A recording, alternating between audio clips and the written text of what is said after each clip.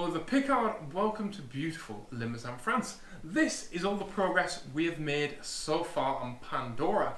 We have our longer, sleeker, sexier, lighter, stiffer inner sills, and we now have two of them. And we have our new lovely central tunnel, which is longer than original, but just as deep. Now, you may be asking yourself, why haven't I started on the roll cage and the provisions for the roll cage yet? The reason for that is because of the current health crisis. I can't get dies for my pipe bender. My pipe bender, I have a pipe bender, it's that blue box there, but it's too small to bend the big roll cage tubing that I want to use on this car, because the bigger the tubing you use, the stronger it is. Unfortunately, that means that I can't bend it. So I need a new pipe bender, and I need new pipe bender dies, and simply put, I can't get any. Push comes to shove, I'll make some. But for now, that doesn't mean that we can't keep progressing on Pandora. So, if you follow me, today what we're going to be doing is this panel here. Now, this is a really important panel on a Cox GTM because, quite obviously, it holds the doors on, and also it's where the roof attaches at the front and the bottom of the windscreen and all that jazz. And so it needs to be really stiff. Now this is 1.5mm steel. I'm not using 1.5mm steel in my car anywhere. I'm using 1mm. So if I bolted my door up to it normally, it'd be all floppy, and the second I opened my doors, it'd bend. It'd kink here. So what my plan is when I make a roll cage, I'm going to put my hinges onto my roll cage itself, and so this can just be 1mm thick because it has no strain on it, or at least that's the plan. So today I'm going to fabricate these up for both sides, hopefully, and then I'll be able to sit in it and imagine a little bit more of what it will be like when it's actually finally a car and I get to sit in it and go bap, bap, bap down the road at, sensible speeds within the speed limit, and always driving within the law, because I'm a good boy.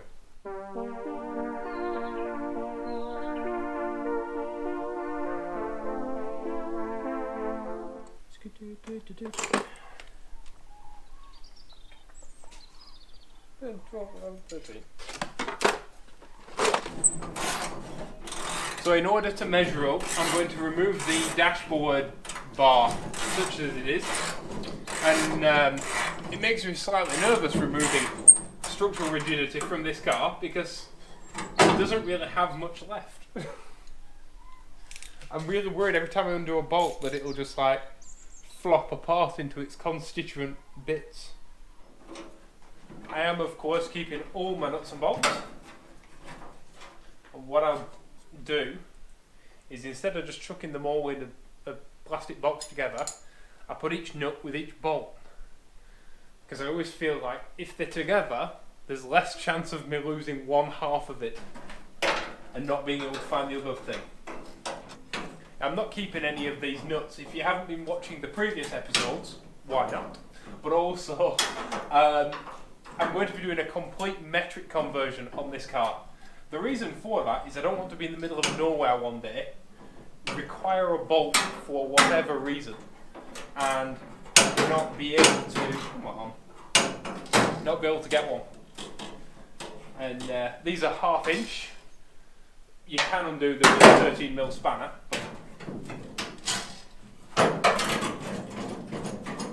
One day I may need a 1/2 inch bolt for something. I don't know what, but when that day comes, I shall have it. I'm terrible. I'm a bit of a hoarder, really. I keep everything.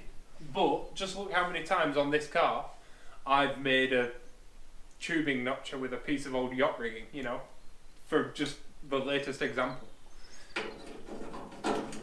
It all comes in handy. Unfortunately, my dad has a tendency to do spring cleaning and go through and chuck a load of things away. And he has this incredible knack.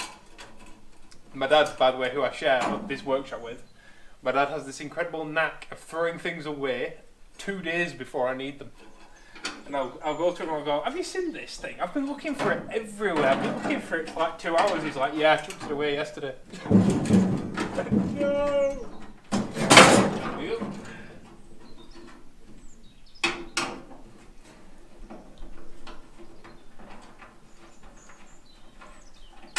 And we're free.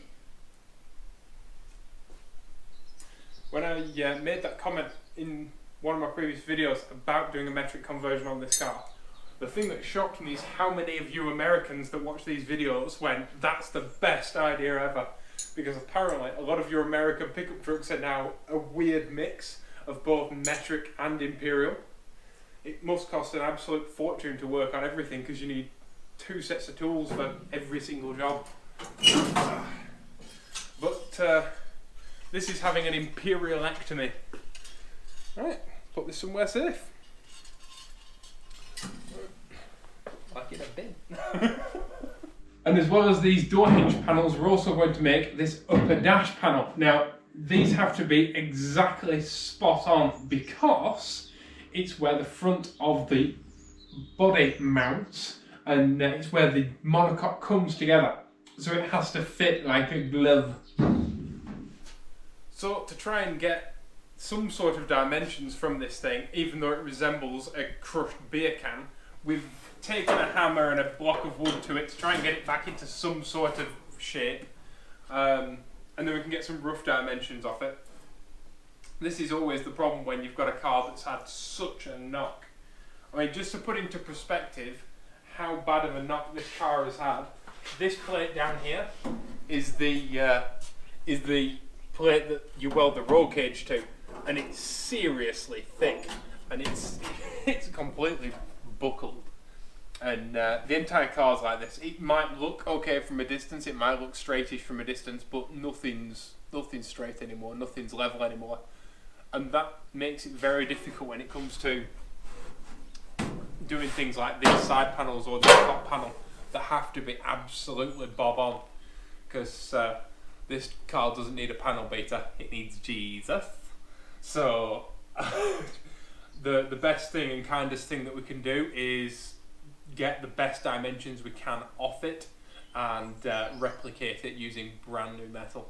So we thought, oh, it'll be no problem, we'll make these little door hinge panels here, and we might as well make this panel while we're in here, because it'll be super simple because it's basically a strip of metal with some folds in it. However, on closer inspection, it tapers. This is actually on an angle.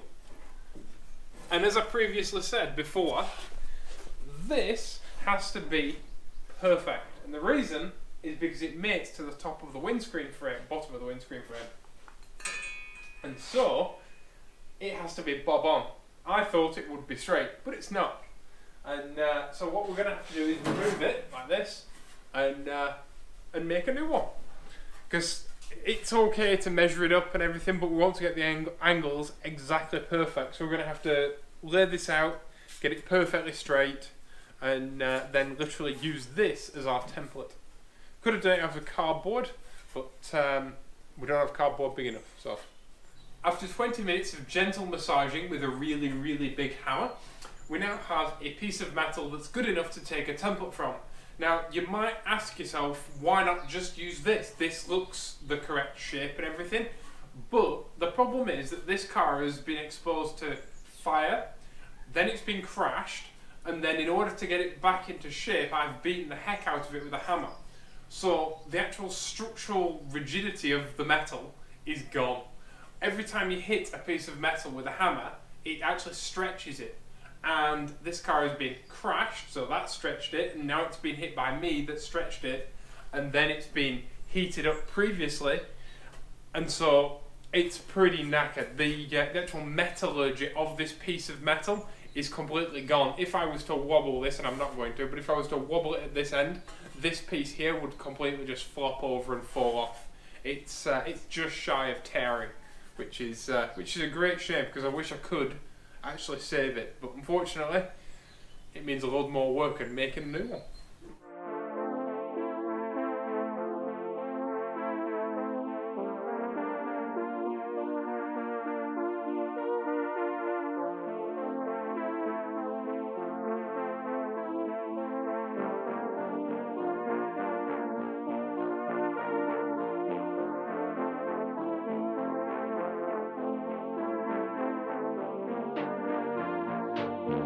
There we have it, a brand new, shiny, sexy front bulkhead. Now all that's left to do is these new door hinge panels. Oh, it's pretty.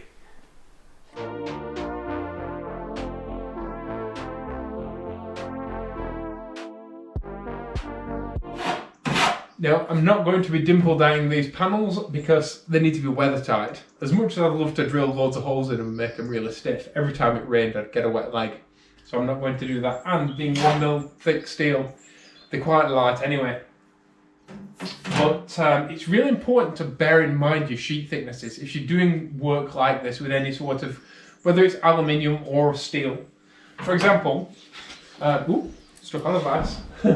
These 3 sheets of mild steel, when they were complete sheets, took 2 strong men to lift incredibly heavy stuff. And so if you use, and this is 1mm thick, but if you used 1.5mm thick, it would be 50% heavier than these 3 sheets. And if you used 2mm thick, it would be 100 times heavier. So it would weigh literally double. But it's not twice as strong. And there's stuff that you can do, such as dimple dyeing and bead rolling and folding, that can make a piece of 1mm thick steel as strong as a piece of 1.5mm thick steel. And if you really wanted to put your work in, I bet you could make a piece of 1mm thick steel as strong as a 2mm thick piece of steel. And so it's important from a monetary standpoint, because obviously the thicker the steel, the more it's going to cost you. But also it's important from a design and drivability aspect, because weight is the ultimate enemy. You know, it makes your fuel economy worse, it makes your cornering worse, it makes your acceleration slower and your braking slower. And so not only will you save material costs, but if you design your car right, you might not need brakes that are as big. And so you might not need to spend a bunch of money on a brake upgrade. I see a lot of people out there that just go straight for the thickest stuff, thinking, oh, I want it to be as strong as possible. That's okay.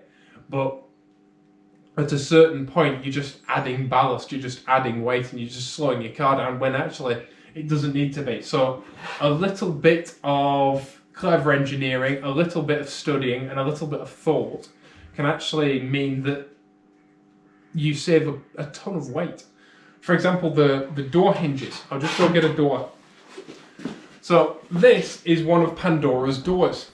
And if I turn it the other way around, you'll see this very big hinge. This thing looks like it came off a G-Wagon. And it's very heavy, and it's made of very thick steel. Not only that, there is a piece of steel inside, and there are these strengtheners that run down the length of the door. All that adds up to a door that's very heavy. And if we look at Pandora over here, or part of Pandora, these 2 panels are 1.5mm thick. So both of these panels together weigh the same as 3 of the ones that I've just made. And by moving the hinge bolt onto the roll cage rather than the panel, it takes strain away from the panel, but it saves a bunch of weight as well, because I get to get rid of this big hinge and replace it with something much lighter. And this is such a stiff and heavy arrangement that it's actually spider cracked all of the door. So it's actually too stiff, and that's no good. And this just shows that not only have I saved money by doing it this way, because it's thinner steel, but I've also saved a load of weight. By the time that we've done both sides, door hinges, door hinge panels, and the strengtheners in the door and all that jazz, both doors will weigh the same as one original door. And it will have saved me money as well. That's a lot easier to do in the planning process than it is to later on go around and spend a load of money on carbon fibre or titanium bolts or anything like that. And it's just a little bit extra thought in the planning process, you know? And it's not something that people often do when they're sat down designing their car. They don't think, well, what thickness does this need to be? What thickness does that need to be? Make it too stiff and it could actually damage the thing next to it. Make it too thin and it might be too weak. but design it just right and you'll have a lot less weight and you'll spend a lot less money. Anyone that's done any sort of panel repair will tell you that simply touching mild steel like this with your bare hands will leave, if I did that, it would leave a rusty handprint. And obviously that's no good, because I'm not building this car overnight, because it's impossible. I'm doing this over weeks and weeks and weeks. And so by the time I came to weld all my car together, it would be a rusty mess. And that just makes more work for you. So how do you get around that? There's a couple of methods of doing it. One is to use weld-proof primer, which is basically like before you paint anything, you use primer, that stuff, but it's special stuff that you can weld. And that's okay, but if you're using sheets and stuff, it's very difficult to get a good coating on the edge of a sheet. And it requires having wet paint everywhere. Obviously, if you're making panels like this, it requires having sheets of wet painted steel all over your garage all the time, which is a bit of a pain. So what I'm doing is, I'm Scotch-Brighting any handprints off, and you can actually see this has some little marks in it and stuff where people have picked it up from the edge. It's usually around the edge as well, which is the worst place. But I'm Scotch-Brighting any rust off, and then I'm simply oily ragging it, which involves a rag with oil on. And that's great if you don't need to pick stuff up all the time and move it around. If you have a storage area that's warm and not humid, pop it in there and it won't rust. But it's not good if you want to be moving stuff around all the time. If you've got something that you need to manhandle constantly, then use weld-proof primer, because it makes a right mess. And obviously that's not good. But any sort of oil will do. Chainsaw oil, diesel oil. You can even use like olive oil or something like that. Will prevent it rusting in the short term. Anything you want, but just don't leave it unprotected. The stuff that they actually use in steel works is stuff called carbon black, and that's horrible because it just makes you minging, basically. Every time you have to move anything, it's just... The other downside to using oil is that dust sticks to it. In fact, everything sticks to it. Dog hair, cat hair, feathers, any sort of airborne pollen, anything. And so you'll have to really well clean everything that you do before any sort of paint preparation or anything like that. You'll have to use a bunch of panel wipe and wax and grease remover and make sure you get everything off. So it's kind of horses for courses. But I'm using the oily rag method simply because I've got a storeroom to put all my panels in. And what I don't have is a nice warm garage where I can leave panels out overnight to dry and stuff with primer on them, because I'd come in the morning and there'd be little Napoleon prints all over them, because you know that you'd find the one panel that's wet. This is going to be a lot of rubbing, so I'm going to leave you here. But if you'd like to support the channel, the best way to do that is to share these videos with your friends. It's as simple as that. I don't want your money, I just want your support. And if you're interested in any of the tools that I use in videos, I always leave those links down in the description below, along with my social media. That's also a great way to support this channel, so thank you very much. And I read every single comment that everyone writes and all of that stuff, of course, as you should do. But please be awesome to each other, and I'll see you all in the next video. Bye bye.